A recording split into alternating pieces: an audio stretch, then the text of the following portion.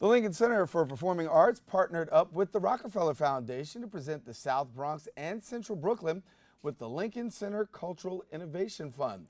Here now to tell us more about the purpose of what the fund means and what it actually means for the Bronx community, we're pleased to welcome the Executive Vice President of Lincoln Center Education Community Engagement and International, Mr. Russell Granite. And we thank you, Russell, for coming and sharing. Great. It's a long title, man. Yeah, tell me about it. You Got a should lot see of my work. business card. It's on 2 lines. I got a lot of work to do. Yeah, right, exactly. Well, listen, we're here talking about the arts, and obviously, this is a very innovative program, and so share with us a little bit about it. Sure.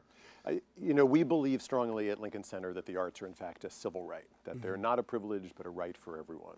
And actually Rockefeller himself, we have a quote by him on the side of the building which states, "The arts are not for the privileged few but for the many. They should not exist on the periphery of daily life but in fact at the center of life."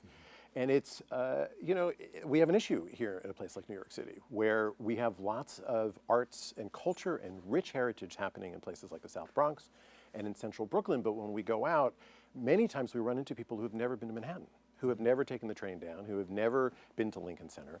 And although we don't define arts and culture by Lincoln Center, we certainly want all residents of New York to understand that Lincoln Center is a home for them. So this particular opportunity came to us through Rockefeller, and it's been a great partnership with them, where we have funded 12 innovative arts projects, 6 in the South Bronx and 6 in Central Brooklyn. Really looking at innovation in the arts. How do we redefine and look at future audiences? Because if we don't begin to look at future audiences, Absolutely. our concert halls are going to be empty. Right. And we have to be realistic with where people are and what they're interested in. So there's fabulous artistic programming in the Bronx. We, in this application process, had over 70 arts organizations. And in order to apply, you needed to either reside in these 2 areas or provide programming. So you can imagine sifting through 70 really good proposals. We brought in peer panelists. So we brought in folks who know the community, people from the South Bronx, people from Central Brooklyn, to help really define who the grantees would be. So in the first order of business, we were funding 6 partnerships in the South Bronx and 6 in Central Brooklyn, and they'll receive somewhere between $50,000 and $100,000. So let's walk through a few of these. I know that Sure. you got the Bronx Academy of Arts and Dance. So they're going to be one of the recipients, huh? Yeah, so we have 6 in total, and I'm happy to share all 6 of them with you. It's the Bronx Academy of Arts and Dance, it's the Bronx Documentary Center, it's the Bronx Museum of Art, Bronx River Arts Center, the Point Community Development Corporation, and Pergonis Puerto Rican Traveling Theater. I think we have footage for 2 of them, so I think we're going to share a little bit about the Bronx Documentary Center. Yeah. So I think we do have some footage. We'll probably roll that in a few seconds. But when you get down to the process of getting from 70 down to 6, what was that like? Right. Not Don't easy. have enough show for that, right? A lot of coffee. Right. It really is looking at, there's such good work going out there. We could have funded this, 3 times over.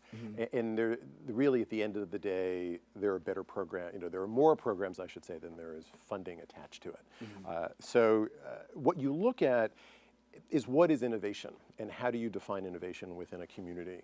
And it's not necessarily reinventing the wheel, but are you thinking about attracting audiences in new ways? Many people are on their phones a lot of times during the day. How do you engage with people in that way? How are you using technology? How are you redefining what an art form is? And so that's important to us. And those who were granted really are looking at how to innovate their practice, to renew what they're currently doing, but to attract a new and different audience. And we've got really smart, engaged young people who the arts, for some reason, for whatever reason, are not an option for them. And we just want to open that door up. It's not even so much that we hope they become opera lovers or classical music lovers, but that they see it as a choice, that they have an option, that it's not for other people, that good arts and culture, quality arts and culture is for everyone.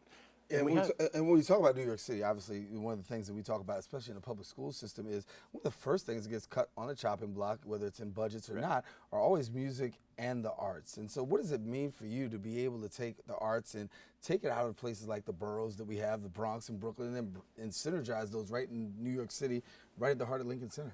Well, we work extensively in schools as well. I mean, over the, we've worked in, I would say over the last 50 years, we've probably worked in almost every school in New York City. So we have had a long-standing commitment and partnership, and a really good partnership with the Department of Education. And oftentimes, you do have programs like arts programs, physical ed programs, foreign language programs. Those are oftentimes the three programs to get cut first. The mayor, the chancellor are committed to arts education, so we are seeing a rise in arts activity in schools, which is terrific. But we got to start. If you start in kindergarten and first grade, then by the time they become adults, there's a sense of, oh, this is for me, and I want to participate in the arts in every capacity. And the work in the Bronx, and just hearing the sort of all of the folks that you've had on your show today, one of the things that we're looking to do is to bring people together who are interested and dedicated to the wellness of a community. Because what happens in communities like the South Bronx, a lot of resources are poured into these communities. Oftentimes the residents either don't know, they'll say nothing is happening in their community, or you've got someone who's really savvy and understands the system who's taking advantage, as they should, with all the kinds of opportunities. So what we're looking to do is bring together folks who are providing opportunities, in our case in the arts, but I would love to bring everyone together to say, how are we affecting the community, not just through arts and culture, but through wellness, through drug prevention, through not being able to, finding out how to way to keep your home if you're about to lose your home. I think if we're serious about really helping communities, we've got to work in less siloed ways. Yeah. And a little bit about the Rockefeller Foundation. Yeah, well, we couldn't do the work without the Rockefeller Foundation. Yeah, they are an incredible partner. They have a huge commitment to arts and culture, and obviously, as our first president of Lincoln Center, John D. Rockefeller III, we have a long-standing commitment and relationship with them, and they've been just an incredible partner in this.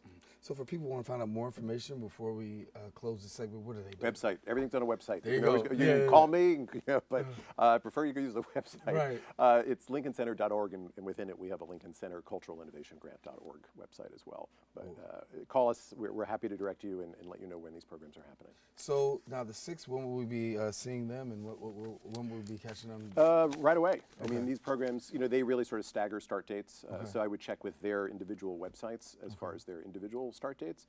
But these programs are starting immediately, and then will be for the next 12 months. Russell, great to have you. Yeah, good to have you. Got to come back. Yeah, anytime. All right. Anytime. Russell Granite, our guest here, and we want to thank him for sharing with us. And listen, we want to let you know, unfortunately, yes, we've come to the end of our show today. We want to thank all of our guests for joining us, but most of all, I want to thank you, the viewer, for tuning in. Now, if you missed any part of today's show, you can catch the Recablecast at 5 and 10 p.m. on Optimum's Channel 67, Verizon Files Channel 33, or anytime on the web. You can catch us at BronxNet.org. For all of us here on the set of Open, I'm Daren Jaime saying take it safe, keep this channel wide open, take care, and God bless.